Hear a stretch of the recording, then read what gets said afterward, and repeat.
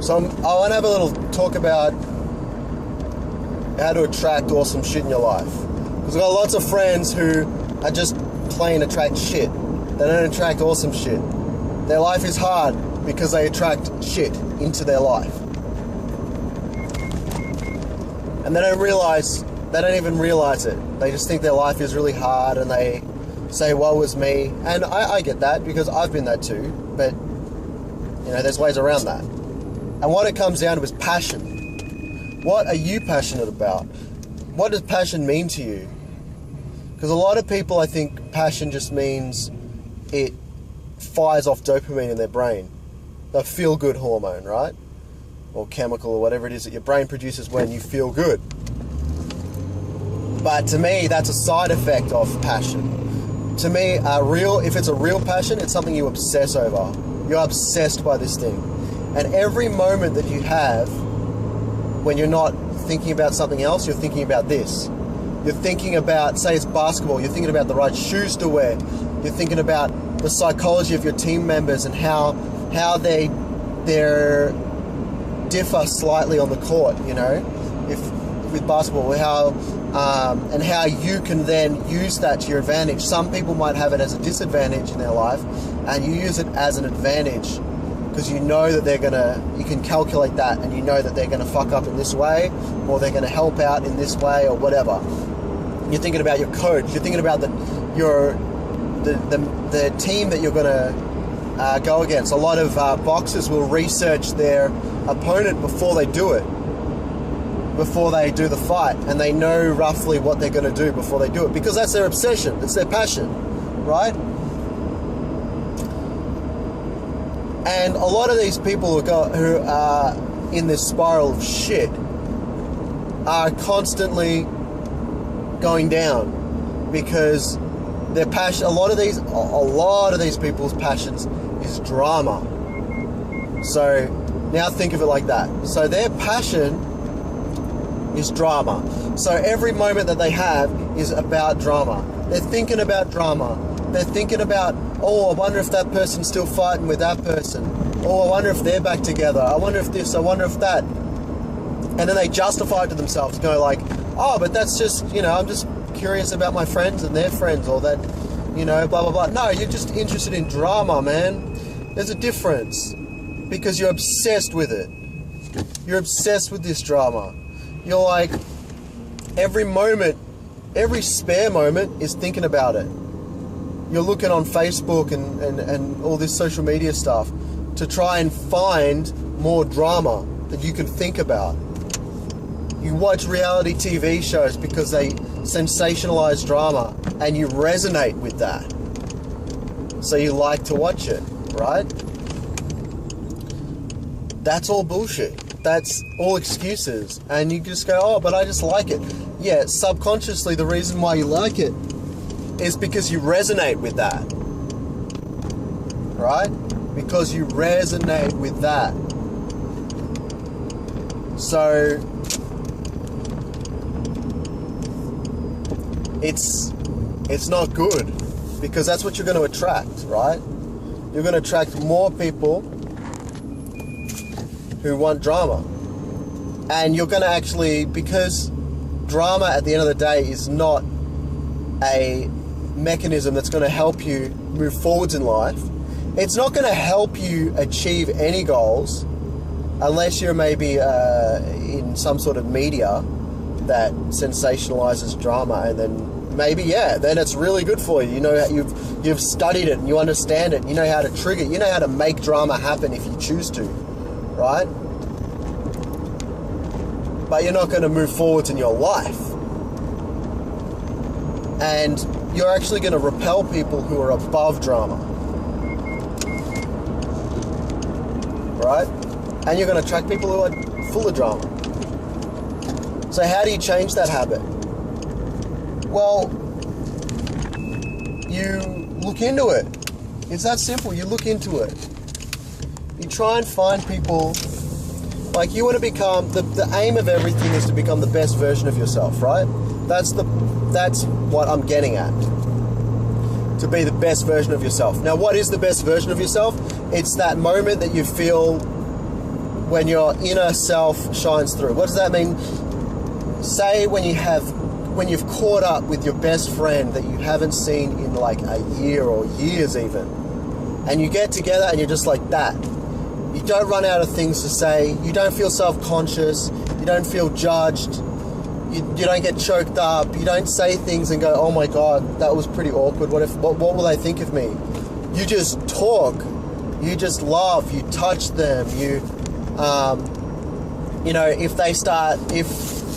If in that mindset, if you're faced with a problem in your life, instead of, say, life throws an issue at you, because you're feeling awesome, you don't dwell on shit, and you don't dwell on drama, and you don't dwell on what could go wrong, what could go, how hard is my life going to be after I do all this sort of stuff, as a result of this problem. You just go, all right, here's the problem, here's the resources that are available to me or that I can acquire. How can I then use those to resolve this problem? And they have to be resources that are available to you or can be available to you.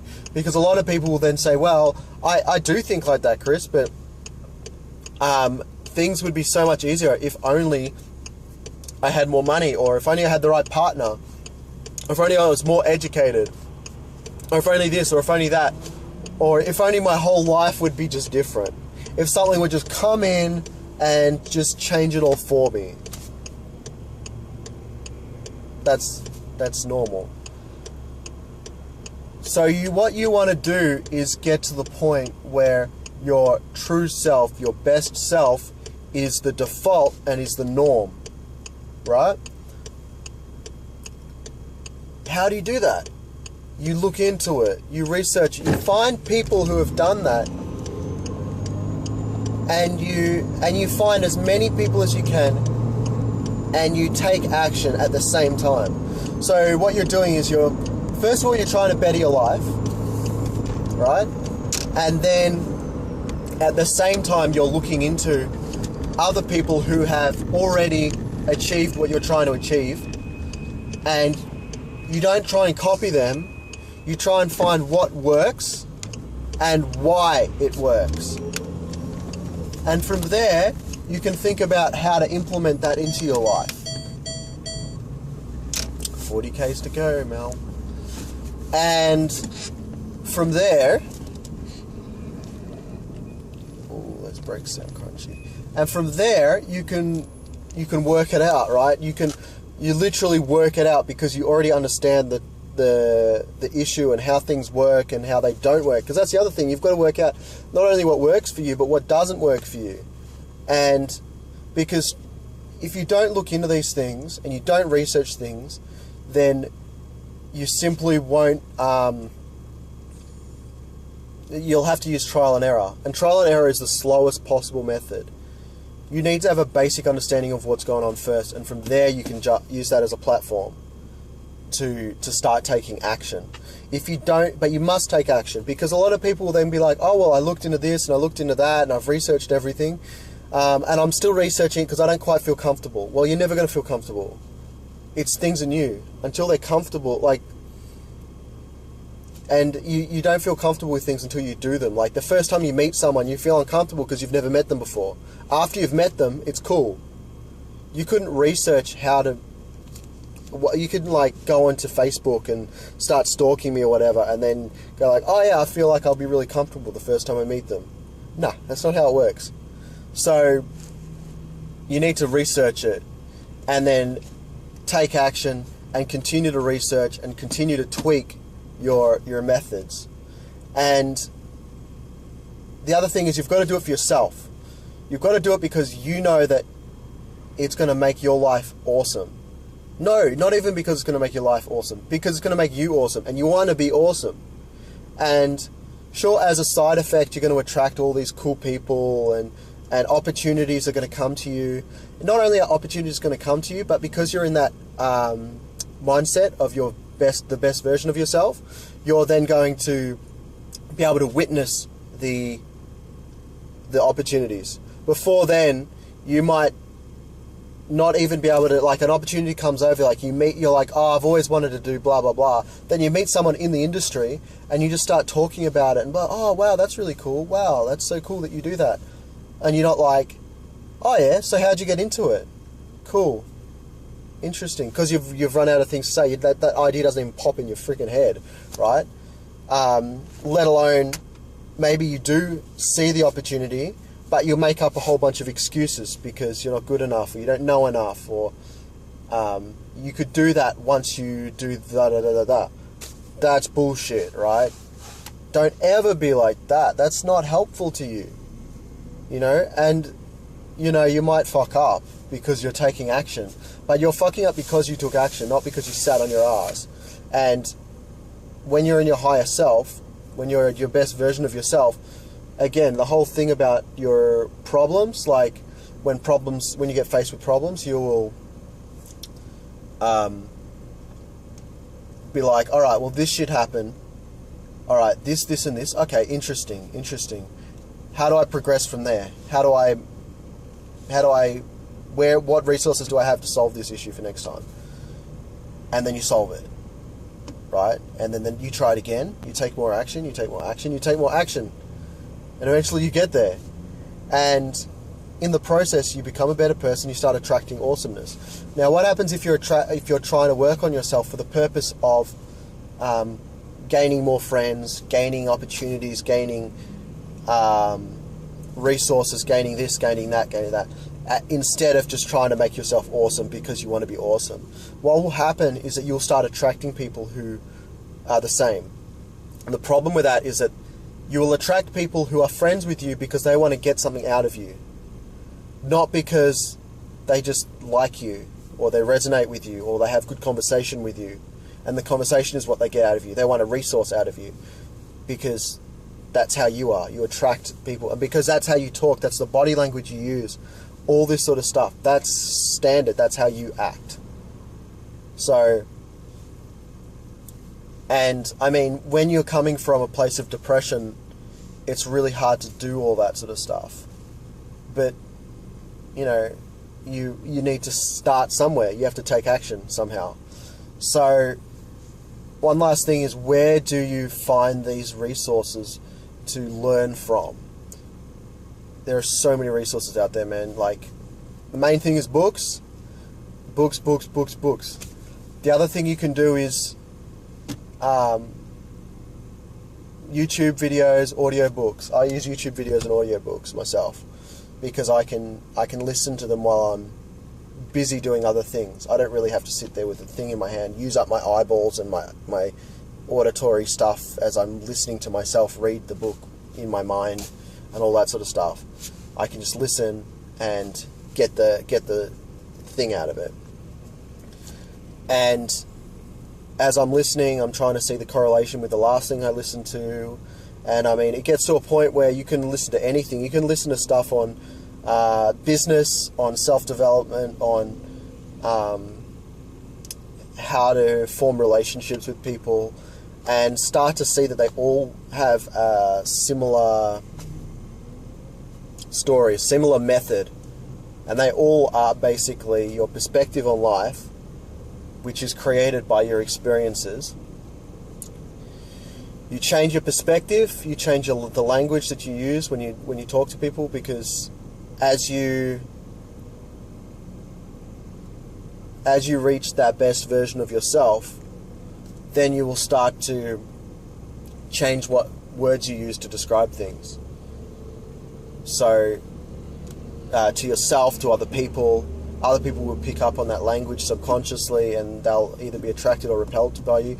And the reason why they'll become repelled by you is we've all had a friend who's going through some shit, or maybe they're not going through some shit, they're just depressed. They're always depressed, 24/7. It's become their identity to be depressed. And the problem with it being their identity is that if you try and change them, if you try and help them, you're trying to change their identity of, I'm just a depressed person. So, you know, that's just how I am. I'm just a depressed person. Oh, and then you try and help them. Oh, what, you're trying to make me change? Like, in their head, subconsciously. They're not even aware of this shit. They feel attacked. because you've given them a really simple thing to do. Just read this book. Just change this one thing. I had a friend who was really bad with money, and I said to him, all you need to do to start off with is every time you purchase something, don't try to, like, he spends too much money. You don't have to not spend that money, but what you do have to do is just, when you pay by card, look at the receipt, read the number, and then throw away the receipt. And what that will do, you don't have to change your spending just yet, but in time it'll start to make you aware of your spending, of how much you're spending on whatever from day to day, as opposed to just spending the money and then at the end of the week going, oh fuck, where's all my money gone? You know, one tiny little thing. But I told him that, and he's just like, yeah, you're right. I'll see what I can do. Falls on deaf ears, because, you know, that is part of his identity. He's a person who's oblivious, who chooses to be oblivious, and who chooses not to help himself. He's trying to find stability and comfort and consistency, which unfortunately is not compatible with life. Life is not, you can't form a life that's like that. And if you do, most people get bored of it, because it's the same every single day. But that's what a lot of low-level people strive for the same thing every day. That's what they want. It doesn't help. It doesn't help anyone. So look into all these things. I won't tell you what books to read, because everyone's different, but I guess a really good place to start is Tony Robbins is easy to digest, the stuff that he has to say, because I've got other books that they're a bit out there, and you actually need the right mindset to start with to even understand it, to even comprehend the message. Like, you'll get it intellectually, but you won't really get it. And another really good one is a YouTube channel called Charisma on Command. Really breaks it down into simple shit. So Charisma on Command, Tony Robbins. Watch the shit out of every single one of their videos and books and everything, and from there you'll be able to take the next step, and you'll start to get a grasp on the concepts that you're looking for. Don't try and understand how it applies to you in your life. Just try to understand the concept in general, and as you understand the general concept, then you'll start to everything else will start to fall into place. If you get caught up on trying to apply it to yourself in every situation, it's just going to confuse you and detract from the point of the whole exercise. It's not about applying it to you, it's about understanding life, right? And from there you can start looking into other things, other books and other mentors and other things, right? But I don't know, I was just thinking about this today, and thinking about how, you know, I love helping people, and a lot of people don't want help. They just want to stay there. They just want to survive the next day, and that they want better friends, and they don't know where to get them or how to get them, and it's because that's what they attract. Because that's the type of person that they are. So, you know, you need to attract cool shit. And that's how you do it, my friend. Good luck. Have a fantastic day.